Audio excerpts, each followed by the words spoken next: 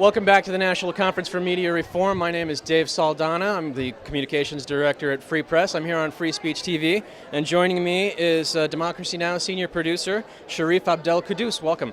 Thank you for having me. Tell us about your experience in Egypt. You are an Egyptian citizen?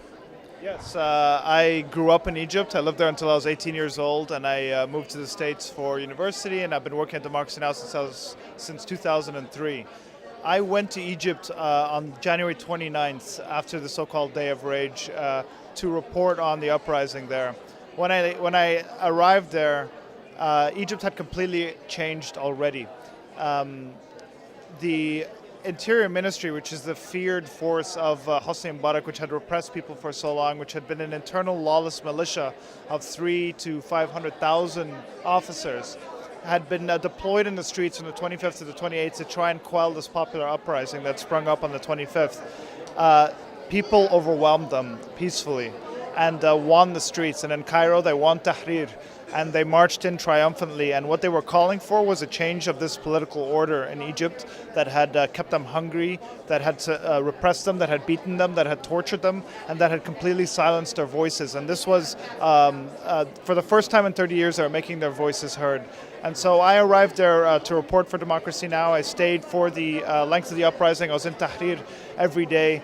And no matter what the regime threw at this popular protest, the protesters, the pro-democracy movement, stayed strong, and it was an organized, it was a leaderless movement. And so in the face of violence, in the face of propaganda, in the face of repression and the arrest of activists, they continued to stick together, and they only grew, and Mubarak had no option but to step down. Now, I'm a longtime journalist as well, and I was really disappointed for the most part in the U.S. mainstream media coverage of that. I've heard you speak before about how they parachuted reporters in, generally Richard Engel of NBC being a notable exception. Tell me how you being an Egyptian covering Egypt as a foreign correspondent for the United States, tell me how your insight was different, better, smarter than the U.S. mainstream media. Well, I agree Richard Engel did a great job, and Ben Wiedemann of CNN International did an exemplary job as well. And there were many reporters. I think as an Egyptian who grew up there, who speaks colloquial Egyptian Arabic, who has all his entire family in Egypt, I think inherently have a better understanding of the goings-on, or anybody who's living in Egypt, of the goings-on, of what's happening on the ground, the cultural nuances that come into play. And so I think that helped my coverage. I don't think it's necessary for a journalist to be from an area to report on the area. But in my perspective, my family has also been involved in protesting as well. And so I was fortunate that I had access to many different of the players in this. I could speak to the Muslim Brotherhood, the pro-democracy activists, former remnants of the regime, people being considered for the transitional phase.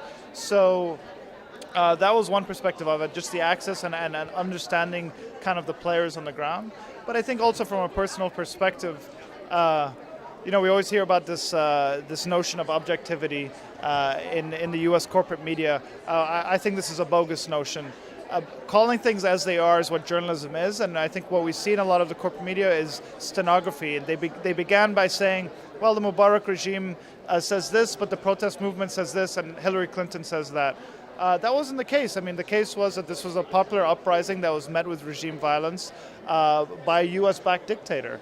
And so I think calling things like they are, and I was passionate about the story because it's where I'm from, I think can actually help journalism and make it better. Now, I understand you had a sort of different route to journalism than a lot of folks in the news business today. Can you tell us a bit about that and how you think that influences the way you cover stories, not just in Egypt, but all of your coverage? Well, I had a very, out of college, I was actually an investment banker for 2 years. I studied economics and philosophy in college, and then I graduated. I went to New York to work.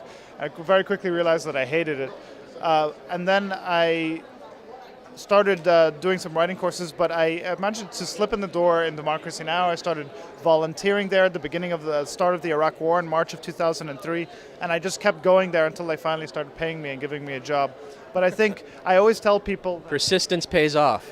does. It does. But I think it's important to realize that I always tell people, like, while I have a degree from Duke University, my real education was at Democracy Now! Because that's where, through the people I've worked with and through so many amazing people that we've had on the show, that I really got a good understanding of protest movements in this country, of people that actually affect social change. And I learned from people like Juan Gonzalez, who just said, just listen to people. Just listen to people. That's what the story is. Journalism is not, it's not magic. It's actually very simple. And I think it's more of a trade like plumbing than it is something scientific. You just have to go out and learn it as you do it. And that's what I did. And I spent many years just producing the show. Only recently I started working on reporting, and that culminated in me going to Egypt, where I was able to report for the better part of a month there. But I think for any young journalists or people looking to get into the business of it, I can encourage it more. It is very satisfying work, and just getting stories from people and relaying them back is the essence of journalism. We just have a very short time left, but I'm told that you're leaving Democracy Now! And you've got something new. Can you quickly tell us what that is? We got about 20 seconds. I'm going to be a Middle East correspondent for Democracy Now!, moving back to Egypt in about 3 weeks to work there as a freelance reporter and report for Democracy Now! That's fantastic. Well, thank you very much, Sharif Abdel Kouddous, Democracy Now!, soon-to-be foreign correspondent. I'm Dave Saldana from Free Press here at the National Conference for Media Reform in Boston, Massachusetts, on Free Speech TV. Thank you for joining us, and we'll be back shortly.